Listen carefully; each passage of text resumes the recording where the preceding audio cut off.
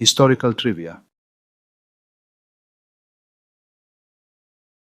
The zenith of the Victorian era. The mid to late 19th century marked the zenith of both the British Empire and the Victorian genteel world.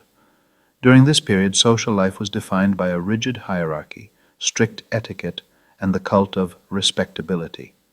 At the apex of high society stood the aristocracy, but by this time the burgeoning middle class, industrialists and merchants, had also adopted the lifestyle of the gentry. The concept of the gentleman had evolved to signify not just lineage but character, discipline, honor, and the avoidance of manual labor. The lives of men revolved around London clubs, politics, and country hunts, while their attire, the dark frock coat, waistcoat, and top hat, exuded an air of sober dignity. According to the ideology of the era, men and women lived in separate spheres. The woman's realm was the inner sanctuary of the home. A lady's duties were centered on social representation and charity. She was forbidden from seeking employment. The fashion of the age further restricted them physically.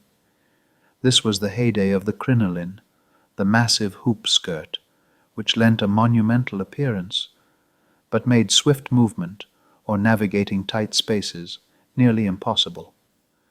Social life was governed by a complex set of rules.